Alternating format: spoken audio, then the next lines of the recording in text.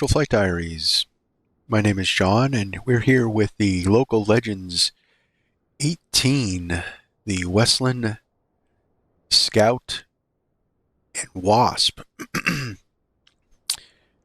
So what we have here is the Westland Scout. The Wasp is pretty much the same aircraft, except it has, instead of skids, it has landing gear. But engine-wise and performance-wise, it's, for the sim purposes, is pretty much the same aircraft. So this was designed in the 1960s. It's a single-engine helicopter. It was designed for the British military. The Wasp was used for the British Royal Navy, and this one came later and was used in reconnaissance. Some models had weapons attached, missiles and machine guns. But this being Microsoft Flight Simulator and a marketplace item, it doesn't have any of that modeled.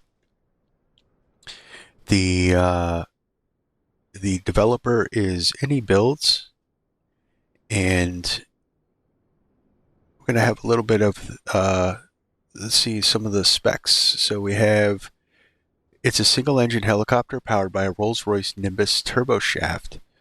Has a cruise speed of about 70 knots, ceiling about 12,000 feet, and a range of about 263 nautical miles.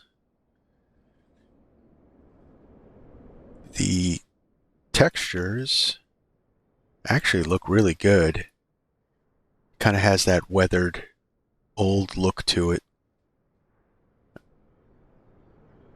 And that engine model is actually pretty intense too, with all the hydraulic hoses, fuel lines. It definitely has that look of a 60-year-old helicopter.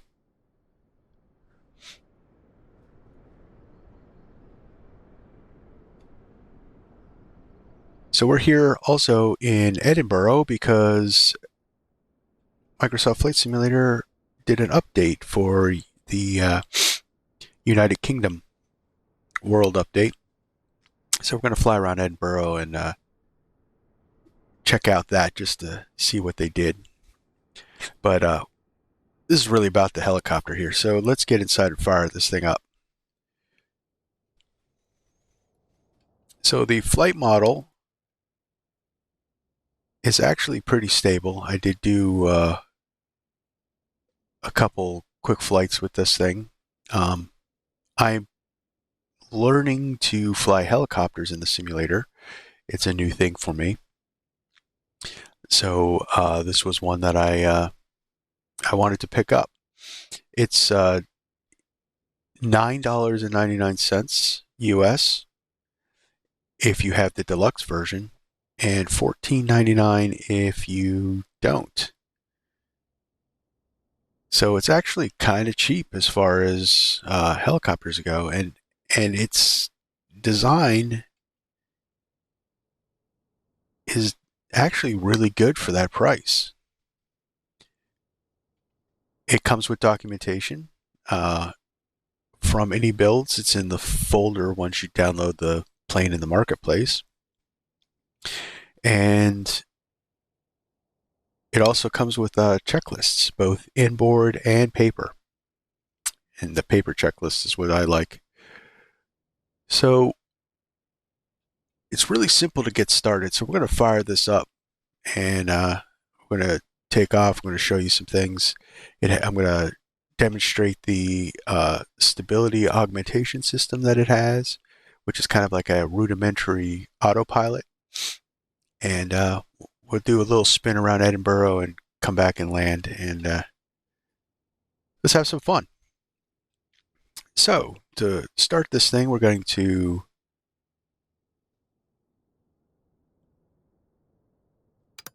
turn on the hydraulic pumps, power up the hydraulics. We're going to split the buses. We're going to turn the battery on to ground. We're going to leave the generator in neutral at the moment. Clear the caution. We're going to test the caution lights. That works. We're going to put, this is our rotor brake. We're going to take that off.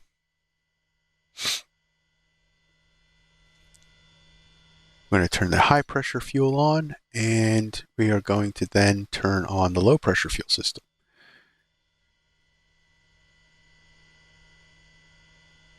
We'll turn on the transponder, and our navigation radio is on. All right, so circuit breakers, we're going to push them in, power them up.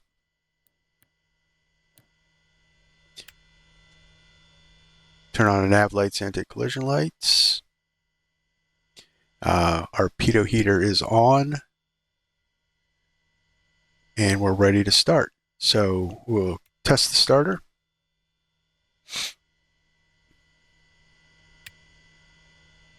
And then turn it on.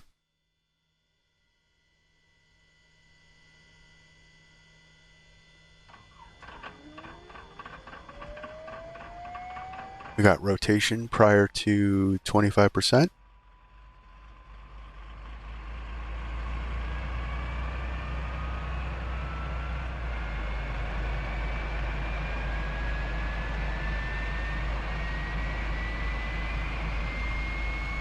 And ignition could go to normal.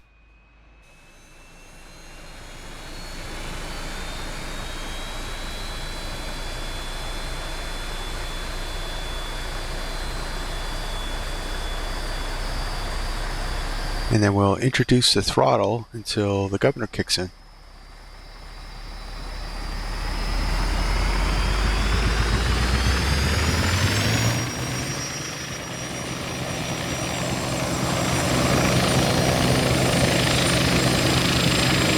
That's pretty cool, huh?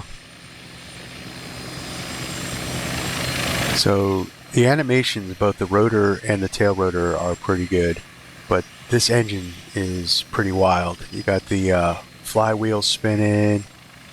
Like, there's a lot of moving parts on this engine, this exposed.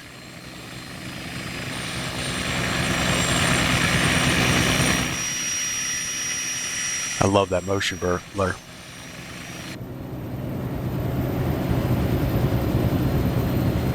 All right, so the way this thing works is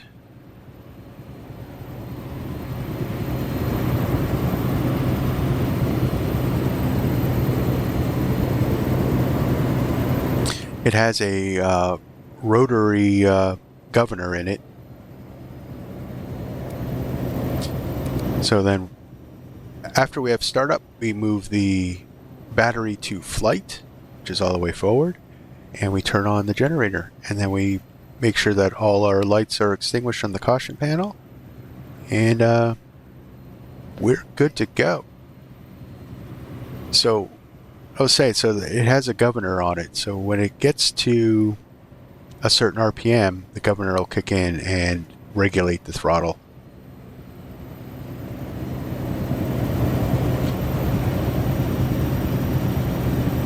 Like I said, it's also the flight model is very easy, especially for someone like me who's just learning helicopters. It's actually quite enjoyable to hand fly, and with the stability augmentation system, it makes it even easier. So if you bind a button on your control column or use the autopilot button, when this thing is trimmed out and the speed is what you want, you can just turn on the stability augmentation system and it acts almost like a little autopilot. But you really don't even need that, because the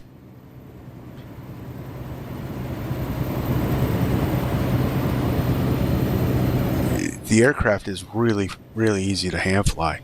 So, all right, so let's take off here. Gonna give it some collective.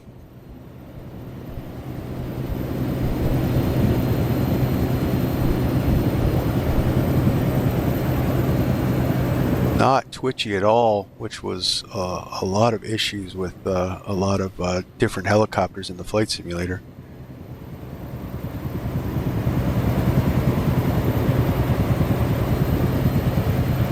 So I like that. It's got that helicopter slap, and it makes you kind of feel like you're flying a helicopter with that sound. Sounds really do make a difference.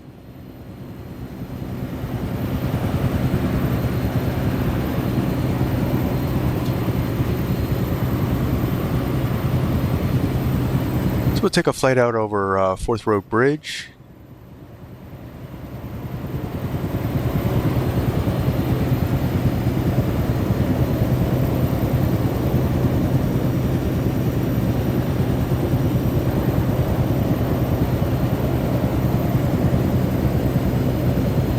So what I did was I keybound the trims, both lateral and longitudinal rotor trim, to a hat switch on my my throttle, and on my flight control stick I bound the autopilot master switch, which then manages the SAS system.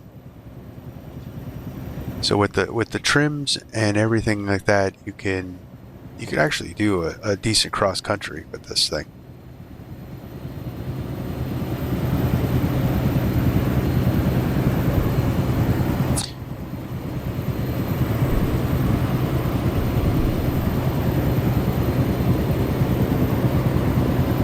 Very slow helicopter.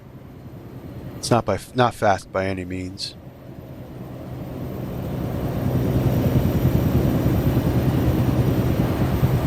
I've never been to Edinburgh before, and that's actually a pretty cool bridge.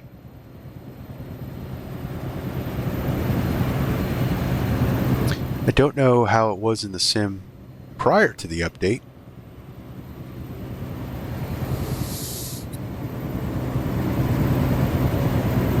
As you can see, I'm hand flying this thing, and it's not wild whatsoever.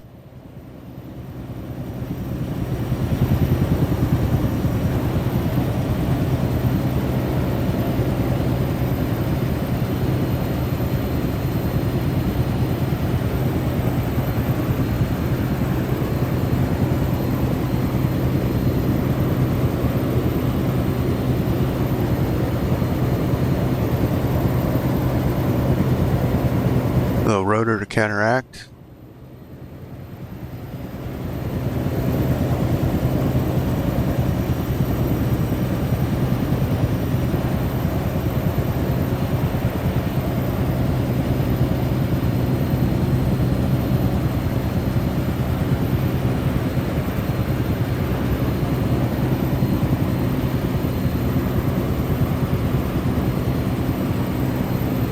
Cruise around these bridges a little bit here.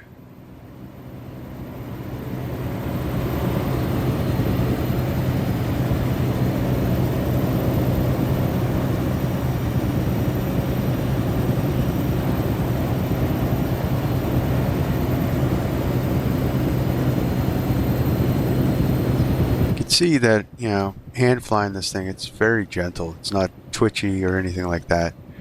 Definitely worth the money. This one, I don't normally, some of the stuff that has come out with the Sobo with their local legends has been hit or miss, but this one's a hit in my opinion.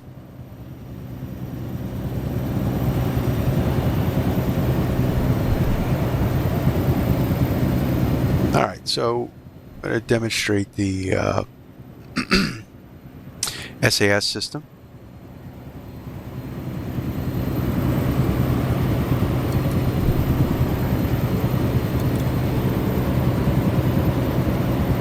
You can see it kind of levels it out. It'll maintain a speed and it'll pitch up and down to maintain that speed.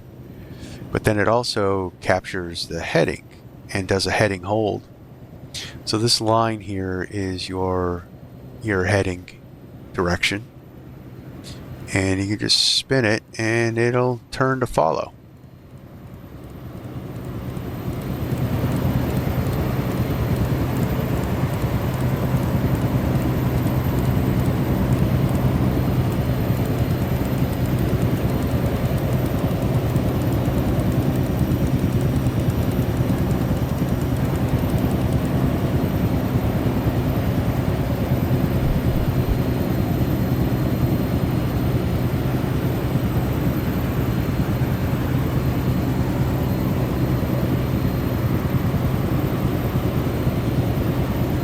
And you can see here,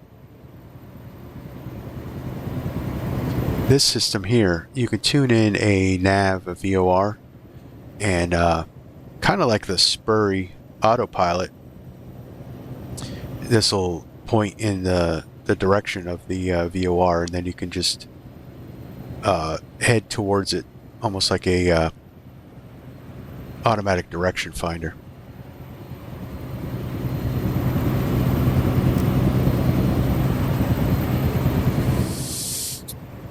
But see, it'll bounce around, and now you can adjust this. You know, it's not an automatic pilot, so it's just to augment its stability. So you have to constantly kind of trim to maintain level flight. You can adjust it with the collective, which will then adjust your speed.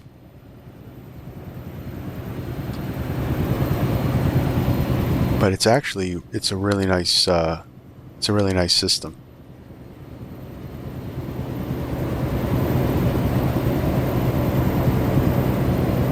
You can see it captures the heading we've set, and it'll somewhat trim itself out. But unlike a lot of helicopters, it does really have a hands-free feel about it. And then, to just disconnect, you move the collective, or move the cyclic.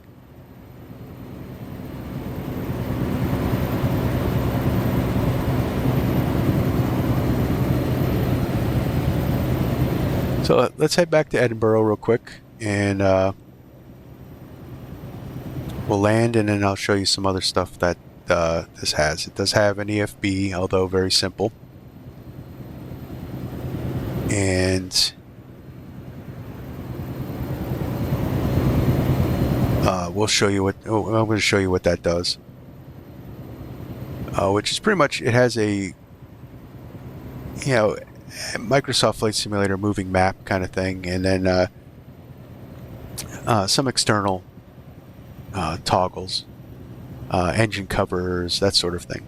You can remove the doors, add a stretcher which sits. I think it sits on this side.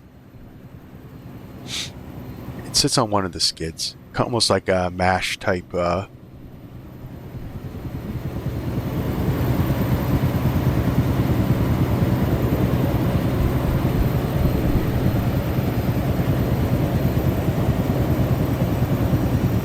But it's one of the few helicopters that I really enjoy hand flying. The other one is the other one I can compare it to, flight model wise, is the Togue's Hangar Huey.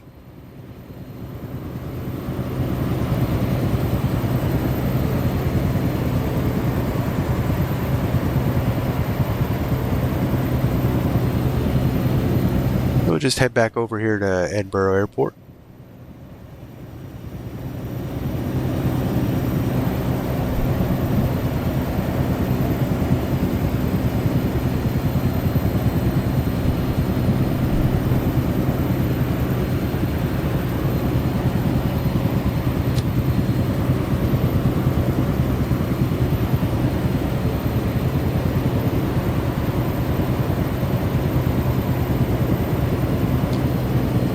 I think they really did a nice job updating the United Kingdom and Scotland. I'm going to have to explore a little more of this area.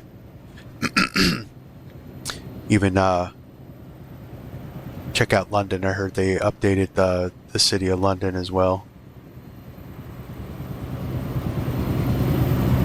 Alright, so we're going to come in for a landing here. Just a nice, gentle descent. We're going to slow down here.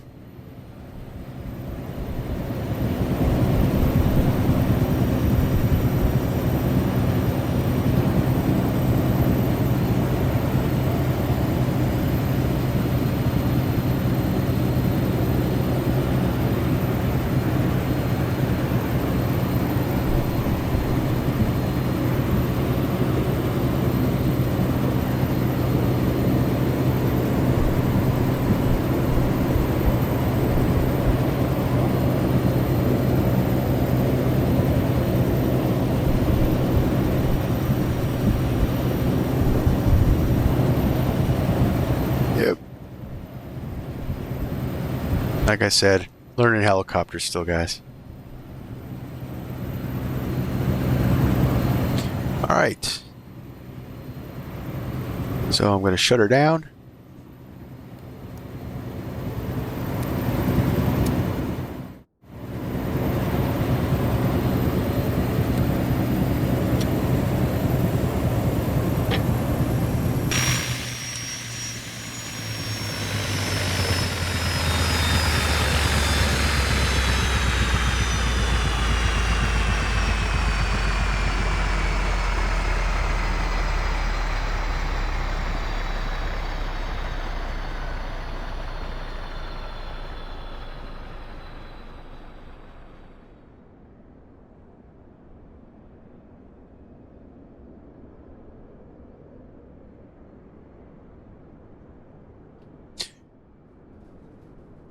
Great sound and animations, guys. For $10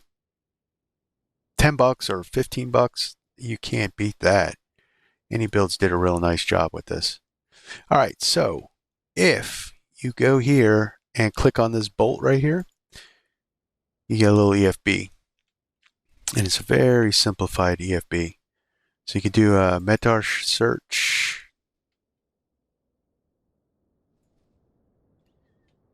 So the only problem is I can't seem to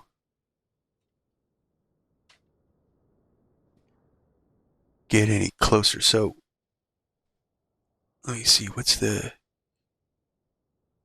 EGPH? So let's look at EGPH. Yeah, so we can get Edinburgh's METAR, which, you know, Kava, yeah, it's definitely those conditions here.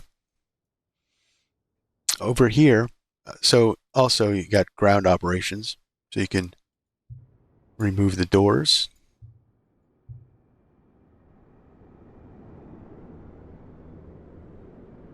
Which is a pretty cool look for a helicopter.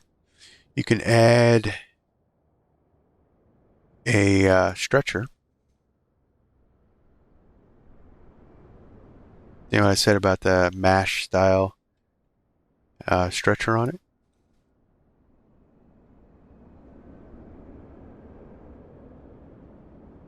And then covers. So we got tie downs, engine cover,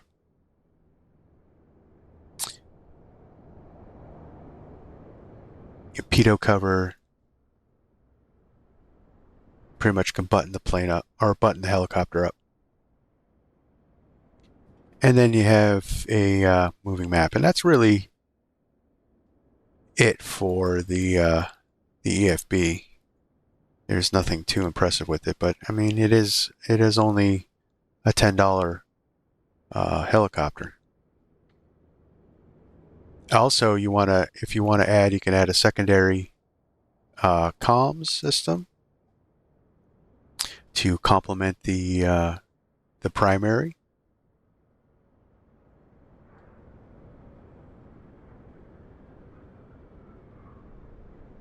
And you can't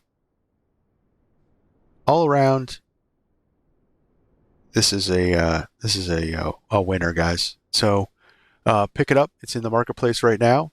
Also, the world update for the UK is also available. And thanks for watching. So, on to the next one, guys. See ya.